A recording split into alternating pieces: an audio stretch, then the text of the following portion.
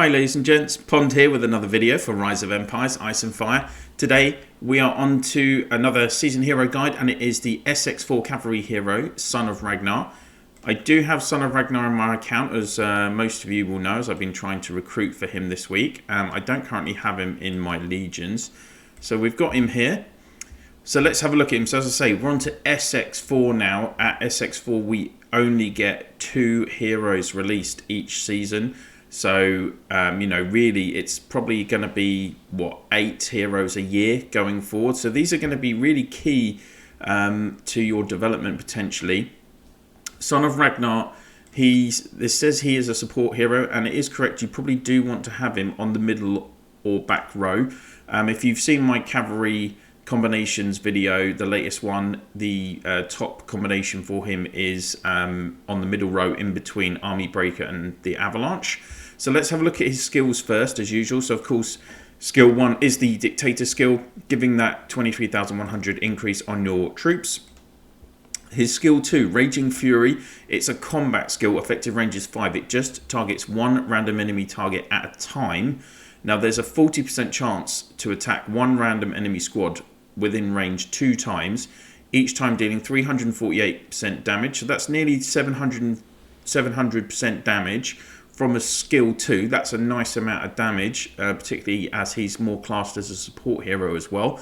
And as it says here, randomly targets on every attack. So it can hit the same squad twice, or it can hit 2 separate squads. So you'll see this in the battle video coming up. One kind of element of concern, it is a combat skill, so it can be silenced and suppressed. But this isn't really the main element of what Son of Ragnar does. So we're going to continue on. So of course, skill 3 is the defensive formation, gives up to the additional 50% resistance to the troops, and skill 4 is the offensive formation, which gives the additional 50% might. On to his skill 5, exploit weakness. It's a prep skill, so can't be silenced, and effective range is 5. All friendly squads deal plus 70% damage, so that's a significant extra amount of damage, to silenced, disarmed, suppressed and confused enemy squads. So any enemy squads that are suffering from CC, from crowd control, this is basically going to deal them even more damage. So it's kind of a double effect. They've already been penalised by the fact that they can't attack you, or in the case of confused, they might be attacking themselves instead of you. And then the damage that you're doing them is actually higher than normal. So it's like, it is a double effect.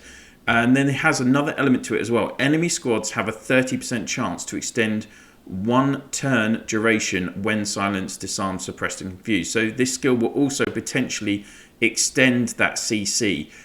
So that is a really, really nice skill. And Son of Ragnar working with Army Breaker and Avalanche, the reason for that is because our Army Breaker has silence in his skill set. Avalanche has a suppression element to her 5th skill. So those 2 heroes can give CC, and then this skill is going to basically buff that CC, potentially extend it and allow your heroes to do more damage. On to skill 6, the usual Dictator skill. Being support, he's just got a mixed bag here. So 15% increase to cavalry might and resistance, 15% increase cavalry damage, the 250% increase to the skill 1 Dictator skill troop increase. Nothing special here, as you would expect. You know, it's not. He's got a bit of everything, including the damage. Skill 7 is additional might, so for all the squads in the Legion, up to 40%. And then brings us to his 8th skill, which doesn't have a name, strangely. This is a prep skill again, and its effective range is 5, so it can't be silenced again. And on the first 3 turns, 2 random enemy squads within range deal minus 30% damage. So this is a debuff to the opponent, 2 of the opponent's squads. And then on turn 4, these squads become confused, so they can attack and cast skills on random targets for 2 turns. So this is guaranteed enemy confusion on turns 4 and turn 5 in the middle of the battle. And of course, with confusion, that means that the opponent's troops can potentially, they will either attack you or they can attack themselves. Again, we're going to see elements of this in the upcoming video. So this can have a massive impact. And what you've got to remember is that this synergizes with his 5th skill, because it will do additional damage to silence, disarmed, and suppressed and confused enemy squads. So basically, between these 2 skills, on turns 4 and 5, having Son of Ragnar in your legion is going to guarantee that your opponents are confused on turns 4 and 5, and they are going to suffer significant extra damage on those turns. So if his Son of Ragnar gets off his skill 2 with the damage, and if you've got him paired with the Avalanche or even the Immortal, because Immortal also has elements of CC, Immortal has suppression in his 5th skill, then you can be doing huge amounts of damage. Let's go into the battle video and have a look. So even though I have Ragnar in my account, I don't have him awakened, and I did try him out a bit, and I did put him on the middle row even, but he was just, even on the back row, he was collapsing just because of that low troop count. So we're going to have a look. Oh, I'm going in. We're going to have a look on the recap, if I can select the right button. Here we go. And Marie from our alliance, she has got a Ragnar, 2 copies of Ragnar. And you can see that in this battle, she was up against the Warlord Roku Living Saint combination. So Army Breaker got off 10 skills. Ragnar gets off 6 skills, so that'll be both the prep skills activating, and then that's going to be 4 lots of Raging Fury, which, bearing in mind it's a 40% chance, that's probably the highest. You're going to get Raging Fury maybe 3 to 6 times in a battle. I mean, 6 would be if you were very, very lucky. And then Avalanche doing plenty of kills as usual, and I would say that's a high amount of kills for only 9 skills from Avalanche. So let's get into the video and see what happens. So a lot of what's going on. So here's the pre-battle, the status skills activating. Then you've got the prep skills. So that's his skill 2 and skill 5 and skill 8 activating. And then we've got the first Raging Fury. So that did hit the back row, and then the front row was dodge because Warlord has his skill 2, which gives a high percentage of dodge on the first couple of turns. But you can see that it was trying to hit different squads, and so a lot of what Ragnar does is between turns 1 and 5. Those first 3 turns that you've got the troops doing, 2 of these squads are doing reduced damage. And it is actually, in this case, it is the middle and back row squads. And the reason I know that is because we're going to see elements of confusion. So that is Roku getting off his silencing skill. But you can see that Avalanche is actually immune to silence because of her clarity. So she still gets off her skill, and that's one reason why this combination is almost always going to this combination of Army Ragnar and Ava is almost certainly going to beat this combination of Warlord Roku and Living Saint, because you're still getting Avalanche doing all of her kills. So we're on turn 3. This is the last turn with the reduced damage from the 2 squads.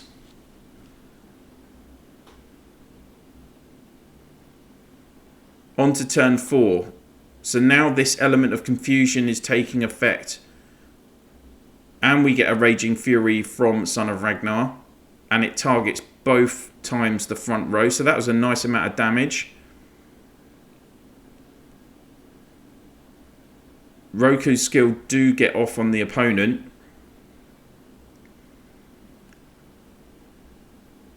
And now watch what happens with Living Saint. So Living Saint's going to do her Heaven's Fall skill. And she attacks her own middle row troops because of the confusion. 5,764 damage.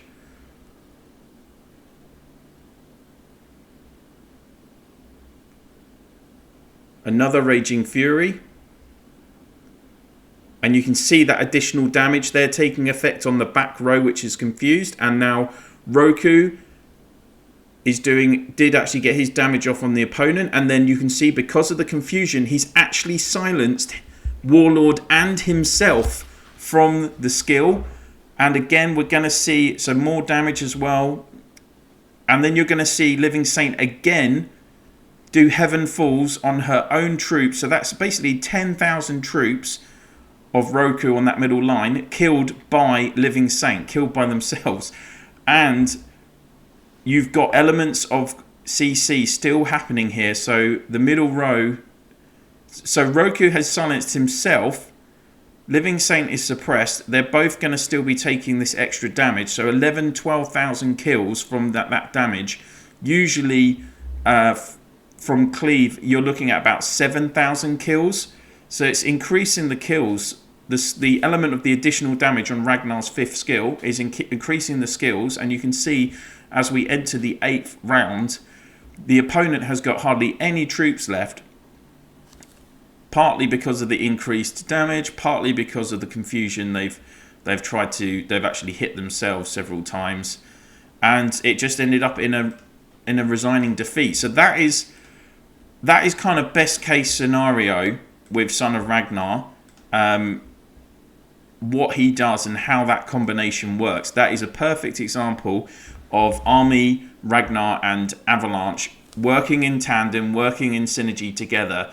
And you can see the different elements and how they all come together in the middle of that battle. The opponent was so worn down by turn 6 that the battle was over.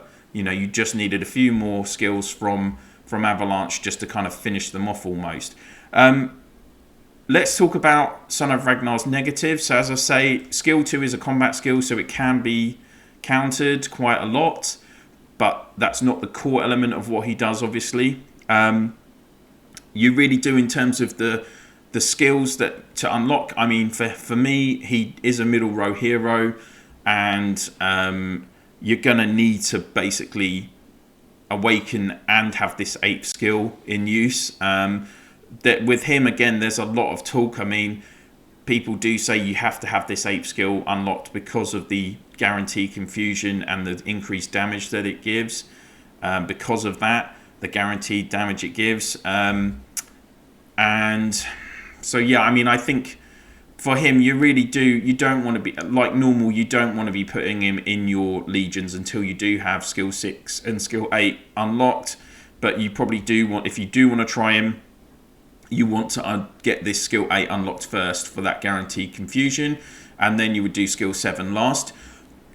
Another negative about him is his flexibility, his synergy with other heroes. So you have to have him, basically, for him to be at his most effective, you have to have him working with 2 heroes who both have elements of CC, so that this 5th and 8th skills are working well. Now, so that's fine if you've got Army and you've got Avalanche, but he will also kind of work with, I mean, that is the core combination. He will work with Brave and Avalanche, and then him on the back row, because Brave has elements of disarming at the start of the battle, and you also get Avalanche. Brave also has silencing on his 5th skill, so that works well. And then Avalanche, as I've said, 5th skill has that suppression element, but it's not far from guaranteed. Also, as I've mentioned, you can have Army, Ragnar, Immortal. That would be probably slightly up, because again, Immortal, just the amount of damage he's doing. And really then the only other combination at the moment where you're going to have him with the 2 heroes is the Army, Ragnar, Ava combination. So Son of Ragnar, that is the only downside for him. That's why you might want to think hard about whether you want to, well, I guess with SX4, Son of Ragnar's a pretty good hero at that time, and Skander as well, Footman hero. Skander is a very, very good hero in terms of his recovery abilities. I'll be doing a review on him soon, very, very soon. So I think you probably do want, if you're if you've got tickets, you're going to want to use them because you're going to be going after those other SX1 to SX3 heroes in that banner anyway. So yeah, the kind of do you go for it, do you not go for it is kind of irrelevant. And I'd say for SX5 as well, Ashen Verdict is not a must have hero in the kind of long term. Yeah, in the type looking at things long term. So that's why you definitely want to go for Son of Ragnar and on that SX4 banner. Because if you can get him going with either Brave and Avalanche or Army and Immortal or Army and Avalanche, then that can be a really nice combination. The other thing to consider is, of course, if you don't get those elements of CC from the other two, then you might not be winning the battle. You might not get that. It's all kind of condensed into the middle of the battle. So if you can, I guess at least with Avalanche, she can't be stopped, right? So as long as Avalanche is casting her second and fifth skills on turns 4 and 5, you are going to have a guaranteed chunk of damage in the middle of the battle. And if Ragnar gets off his second skill as well, even better. The only downside is if those skills, Avalanche's skills, don't activate, you're not getting any offense from Army. And if Ragnar was silenced, for instance, he's not going to get any.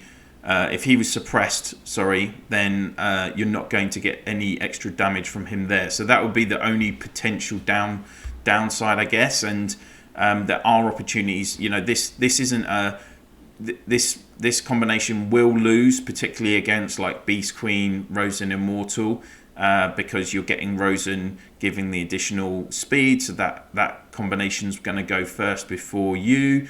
So that it can lose this combination. It's not unbelievably good, but certainly, you know, that confusion in the middle of the battle can cause massive issues for your opponent. So there we go, guys. That is everything for this video. I hope you've enjoyed it. Thank you very much for watching. If you have enjoyed it, why not click on that like? And if you haven't already, why not think about clicking on that subscribe as well and ringing the bell so you get notifications whenever I'm dropping videos on the channel. And if you could please share my channel in your Alliance chat, Province chat, and through Line, WhatsApp, Viber, Discord, whatever you use to communicate with your fellow players in the game. And if you're on Eden, why not again pop a share in your map Province chat and through your guild chats as well. That'd be absolutely brilliant. Thank you so much for watching. I will see you soon.